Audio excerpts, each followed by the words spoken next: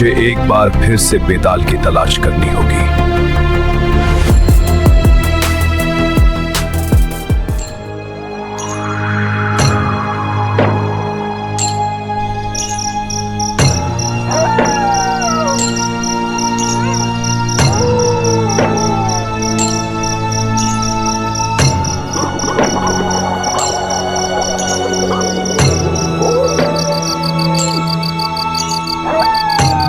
महाराज विक्रमादित्य एक बार फिर उसी वृक्ष के नीचे पहुंचे।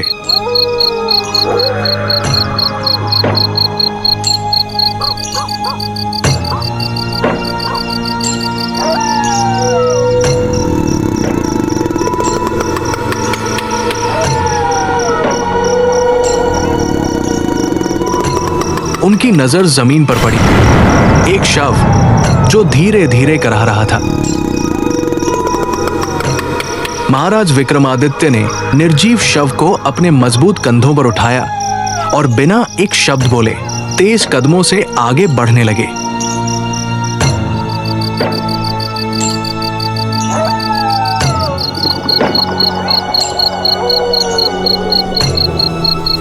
राजन, तुम फिर आ गए।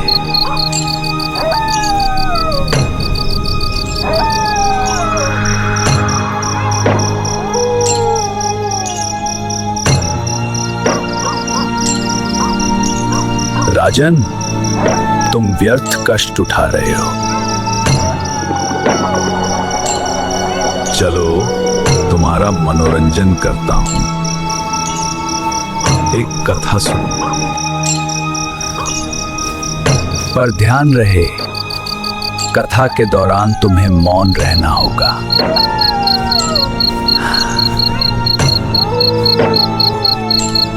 यदि तुमने एक शब्द भी कहा तो मैं तुरंत उड़कर अपने स्थान पर लौट जाऊंगा।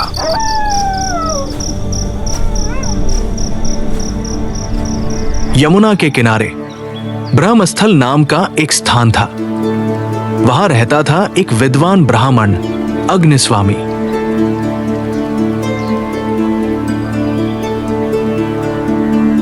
उसकी एक पुत्री थी मंदरवती, ऐसी सुंदर कि जैसे स्वयं स्वर्ग की अप्सरा पृथ्वी पर उतर आई हो। 3 ब्राह्मण कुमार उसके जीवन में आए। तीनों समान गुणवान, समान योग्य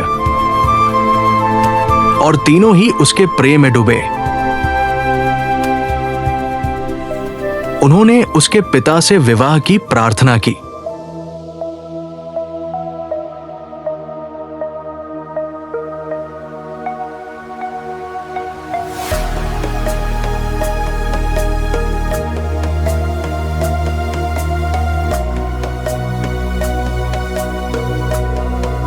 पर पिता डर गया, अगर मैंने किसी एक को चुना तो ये तीनों एक दूसरे के शत्रु बन जाएंगे। और इसी डर के कारण मंदरवती का विवाह टलता रहा। इस तरह वो कन्या कुंवारी ही रही। वे तीनों ब्राह्मण कुमार भी ब्रह्मचर्य का व्रत लेकर उसके मुखमंडल पर टकटकी लगाए रात दिन वही रहने लगे। फिर एक दिन भाग्य ने क्रूर खेल खेला। मंदरवती को तेज बुखार आया और देखते ही देखते उसने प्राण त्याग दिए।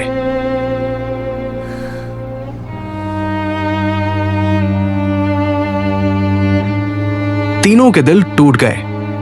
दर्द इतना गहरा कि शब्द भी कम पड़ जाए।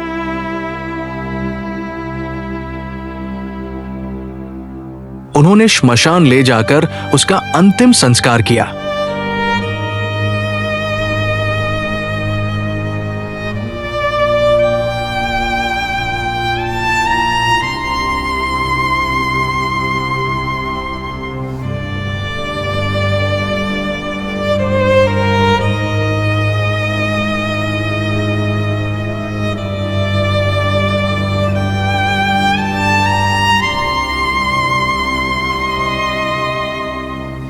लेकिन कहानी यही खत्म नहीं हुई। पहला ब्राह्मण वही श्मशान में रह गया एक छोटी सी कुटिया बनाकर मंदरती की चिता की राख को सिरहाने रखकर भिक्षा से जीवन चलाने लगा।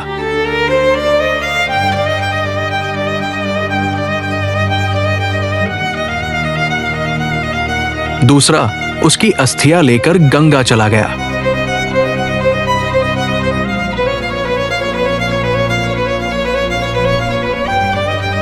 और तीसरा सब कुछ छोड़कर योगी बन गया। भटकता रहा गांव गांव, देश देशांतर।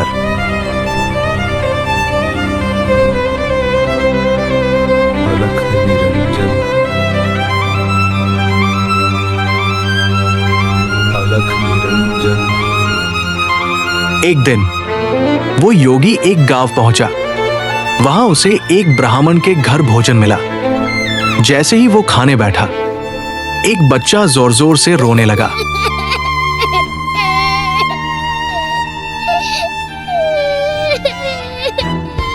बहुत समझाने पर भी वो चुप न हुआ।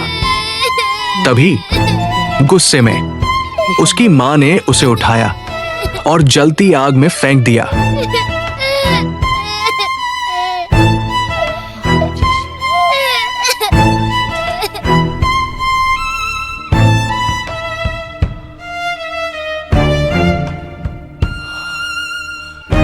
क्षण भर में वो बालक राख बन गया। ये देखकर योगी का खून खौल उठा।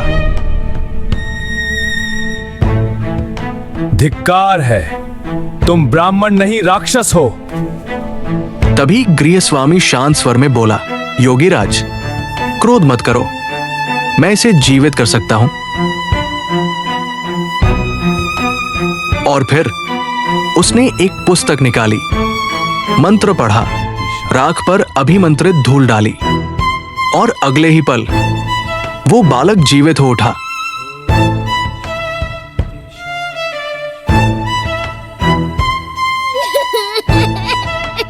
ये देखकर योगी चौंक गया।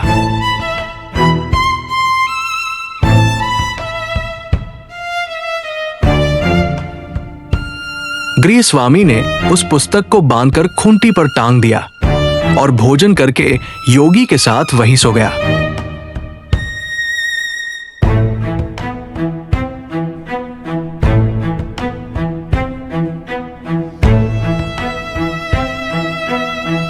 लेकिन योगी की आंखों में नींद नहीं थी।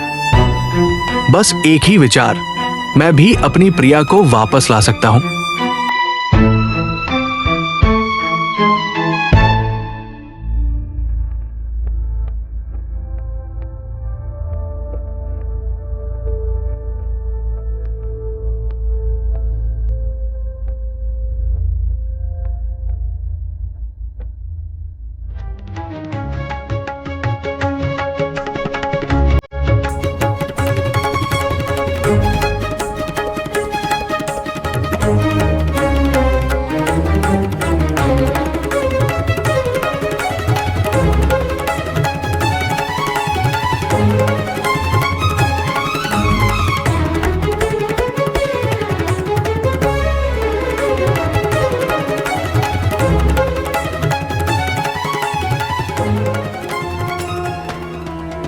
मैं उसे जीवित कर सकता हूं।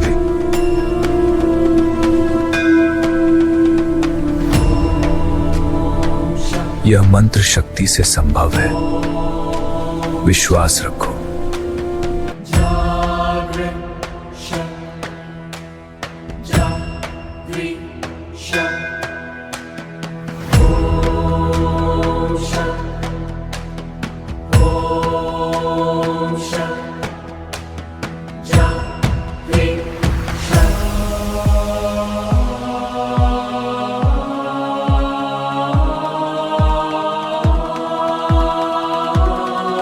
अब शुरू हुआ असली संघर्ष।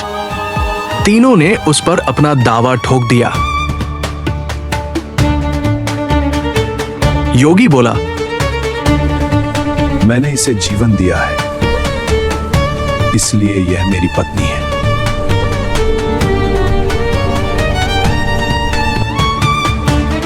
मैं उसकी अस्थियां तीर्थ में ले गया, वह मेरी पत्नी है।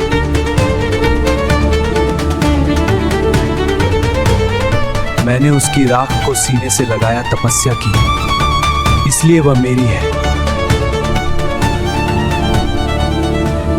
मैं हूँ बेताल सवालों का जाल।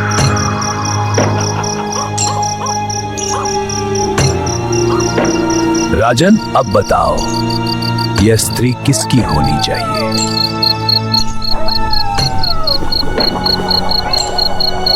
उत्तर दो, वरना तुम्हारा सिर टुकड़े टुकड़े हो जाएंगे। जिस योगी ने उसे जीवित किया, वह उसका पिता समान है, पति नहीं।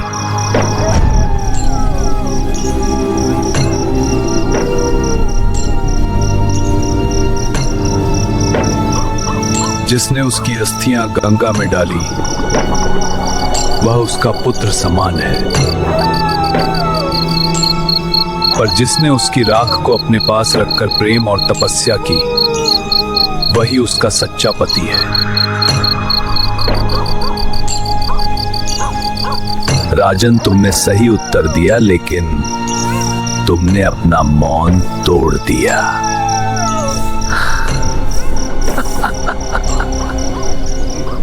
इसलिए मैं तो चला गया।